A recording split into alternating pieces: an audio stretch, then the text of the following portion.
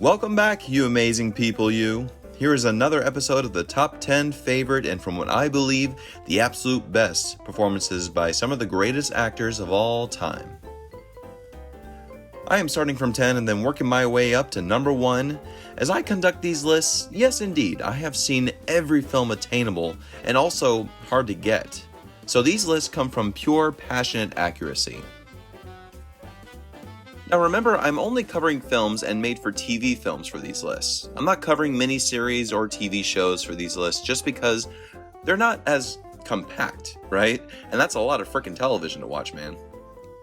Today's episode is going to be extra special because I'm covering an actor that, honestly, not a lot of people talk about, who deserves so much more praise. His name is Ossie Davis. Born Rayford Chapman Davis in Cogdale, Georgia, Ossie apparently got his name when his mom would abbreviate his name to RC, which sounded like Ossie. Beautiful, isn't it? Mr. Ossie Davis was inspired at a young age to pursue the performing arts, but mostly with writing. He was a wonderful writer and had built up his own savings to attend Columbia University to study playwriting. He then became part of the Rose McClendon Players in Harlem, New York, where he happened to meet an amazing actress named Ruby Dee. After serving in World War II as a medic, he came back to New York and his career in acting took off. When Ossie and Ruby got married, they were very important players in the civil rights movement. Between organizing the Civil Rights March in Washington on jobs and freedom in 1963, where Dr. Martin Luther King Jr. was speaking, to working with Malcolm X. Ossie Davis even read the eulogy at Malcolm X's funeral. Ossie Davis also became one of the leading artists in blaxploitation movies alongside Gordon Parks and Melvin Van Peebles. For all of his work, he and Ruby were honored the National Medal of Arts from the President, Bill Clinton, in 1995, as well as recipients of the Kennedy Center Honors in 2004 for their artistic and activist contribution to America. He is, without a doubt, one of the greatest treasures, not just within the performing arts, but in the world. With his delightful smile, his quiet confidence, his faith of positivity in others, and his dedication to his loved ones. I thank God we have artists like Ossie Davis, who, like Paul Robeson and Sidney Poitier, paved the way in Hollywood and in theater for African American artists to be taken more seriously. Alright, boys and girls, let's get started on the top 10 best performances given by Ossie Davis. Number 10, The Sheriff. This was a made-for-TV movie which premiered in 1971, with Davis playing a sheriff of a small town having to investigate a rape case against a wealthy businessman that also involves his son's fiancée. This is one of the great leading roles of Davis, with Ruby Dee playing his wife, like she did in a lot of their projects. In moments of tension, Davis really can deliver. Indeed, this film examines racial tension and obstacles for him, and even though he's fighting against his own town, he takes the high road like a great man does. The moments of Ossie Davis in authority is very symbolic and very, very beautiful. Number 9, Miss Evas' Boys. Another great made-for-TV movie based on the true story with Davis playing the father of Alfre Woodard's character, Eunice Evers, who was recruited to be part of the 1932 Tuskegee syphilis experiment, which ends in such immoral dysfunction. Davis's presence is ever so calming and gives us, the audience, a comfortable sense of peace every time he's around.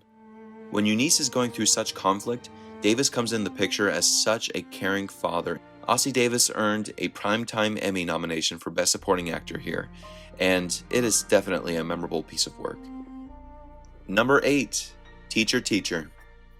Another made-for-TV film, this time starring David McCallum as a tutor trying to teach a mentally challenged son of a businessman to no effect, but then a maintenance man who is hired by the same businessman, played by Ossie Davis, comes into the picture to work on the house, but through interactions develops a much deeper and closer relationship with the son, but brews more conflict and jealousy from the actual tutor.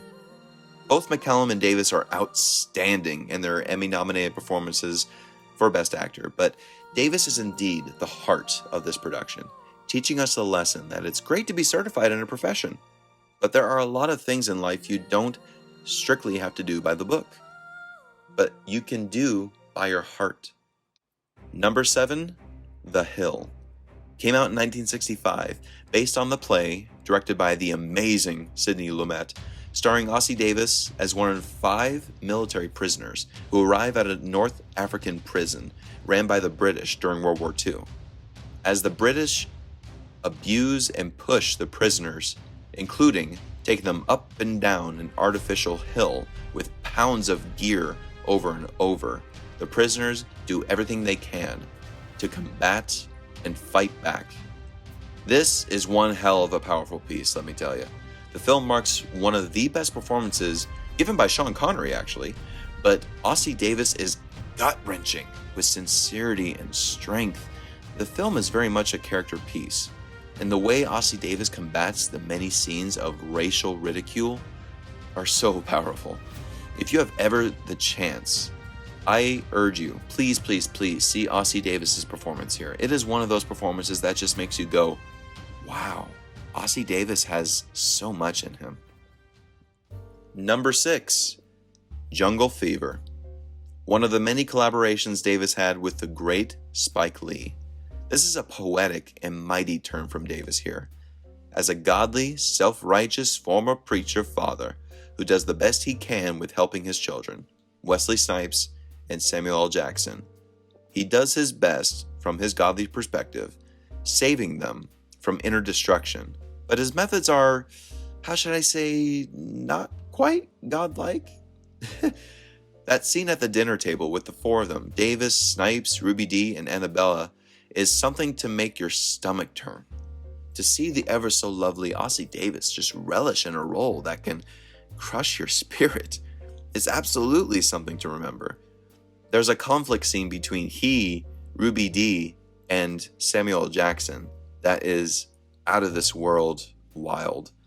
Each one of them give phenomenal performances, Samuel L. Jackson especially, but Ossie Davis, my God, he just blew my mind.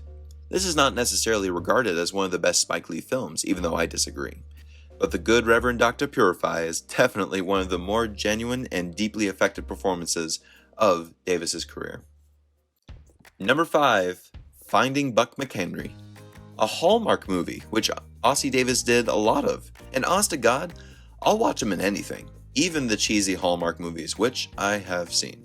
This one is really fantastic though. Davis plays a school custodian who has a great knowledge and love for baseball, and so do his grandson and his grandson's best friend, who start their own little league and want Davis to coach. As they progress in their training, the grandson's best friend starts to wonder and realize with his baseball card collection and doing his own meticulous research that might be the great Buck McHenry, one of the great long-lost legends of the original Negro League. This was actually based on a novel, and the name Buck McHenry was based on real-life baseball players of the original Negro League, Walter Buck Leonard, Henry McHenry, and Buck O'Neill, who have amazing histories. You should really look them up. But as far as the film goes, Ossie Davis makes this so worthwhile, and I highly recommend this to every family. And if you like baseball, that's a bonus. He did receive recognition for this film, and thank God he did, because it is one of those grandfather roles to where you wish he was your grandfather. Number 4, Get on the Bus.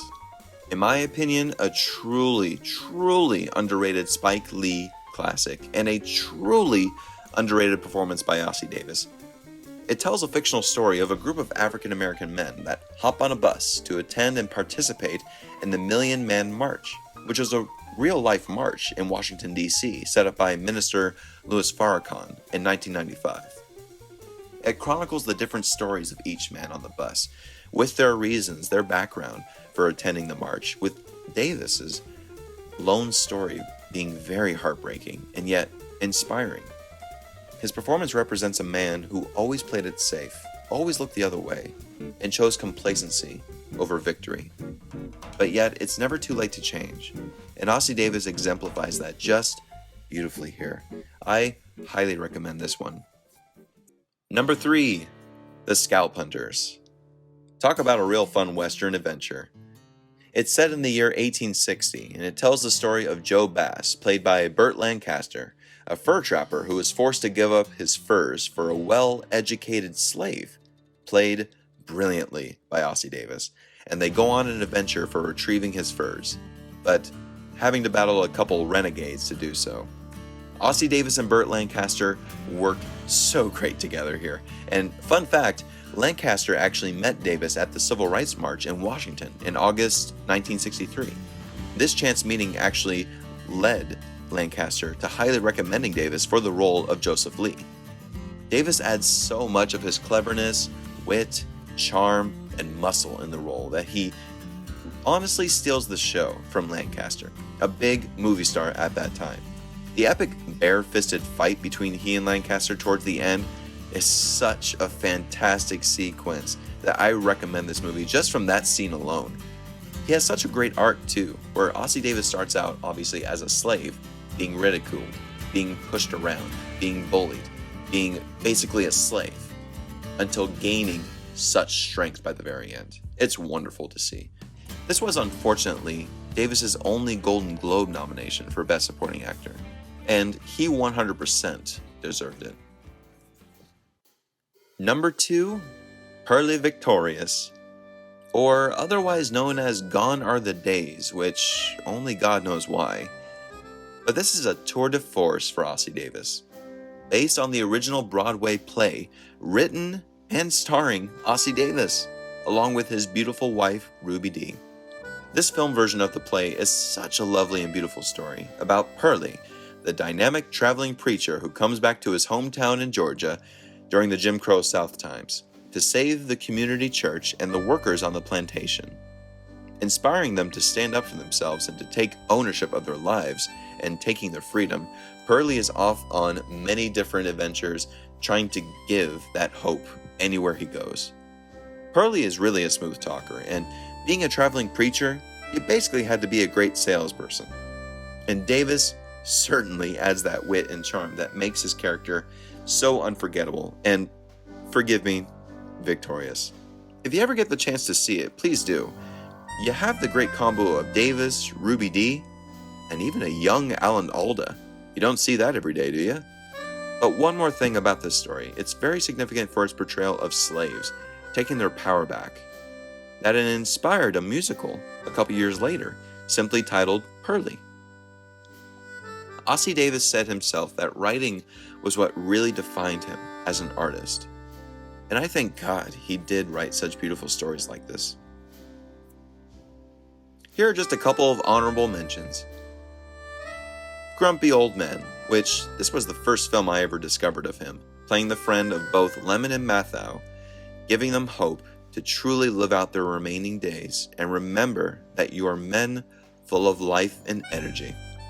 Again, he always made dialogue sound just like poetry. I love that. Gladiator, starring Cuba... No, not that Gladiator. This one, starring Cuba Gooding Jr., and has Ossie Davis playing a boxing trainer for James Marshall. Always a great role to play, right? And he nails it through and through. Really, really fun stuff here. 12 Angry Men, the 1997 made-for-TV remake with Ossie Davis, playing juror number 2, the man with the stopwatch, the cough drops, and who thought the boy was guilty from the word go. He does add great depth to juror number 2. I'm Not Rappaport, the 1996 film adaptation of the classic Tony Award-winning play from 1985. This was just a good vehicle for Ossie Davis, who absolutely deserved more leading roles. With a quite inferior script compared to its original play, Ossie Davis, along with Walter Matthau, never ever loses his charm and sincerity. Ossie Davis is truly the standout of this film. Bubba Hotep, a film of epic proportions, starring Bruce Campbell as Elvis and Ossie Davis as the President of the United States, JFK, taking matters in their own hands of battling an evil zombie spirit that's knocking off old folks in their retirement home. Davis is absolutely hilarious and lovely as the man who may or may not be JFK, but oh come on, he certainly was. Number 1, Do the Right Thing. One of the most memorable and inspirational movies that played a huge impact on me personally. This film only received one Academy Award nomination for its actors, and that was for Danny Aiello. He was absolutely amazing, but you know who deserved another nomination? Yep, you guessed it. Davis's performance as Demea is something to remember and cherish for years. He plays a single man made to believe in a estranged father and ex-husband who is living out the hottest day in Brooklyn in this case. I find myself quoting him almost every week. Where's the Miller High Life? Doctors, those who know don't tell. Those who don't know tell. Ossie Davis is everything in this role. Engaging, hilarious, heartbreaking, hopeful, and spellbinding. As I mentioned earlier, Ossie Davis can make any dialogue sound like poetry, and every speech he gives is just like poetry. Remember his speech he gives the boys who are picking on him? I well up every time I see it. His character has such an arc, starting from hopeless and a taker to being hopeful and a giver. That's a major theme of Ossie Davis' performances. Hope. Through times of challenge and controversy, that's where the real man and woman is made. Not through comfort or convenience. And Ossie Davis gave us that example because he lived it.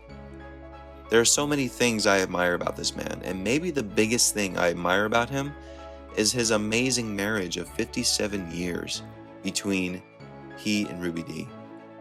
How inspirational is that? I mean, granted, his marriage was never perfect, which marriage is, come on. But he lived a valuable and inspirational life, and I will always hold him as one of the greatest artists who has blessed the world. So there you have it, ladies and gentlemen. Tell me, did I miss anything? There are so many to count, but please share in your comments below. What are some of your favorite performances by this man? If you like this, please click like, please subscribe so you can stay updated, and as always, ladies and gentlemen, thank you all so much for watching, and as Demea put it, always do the right thing.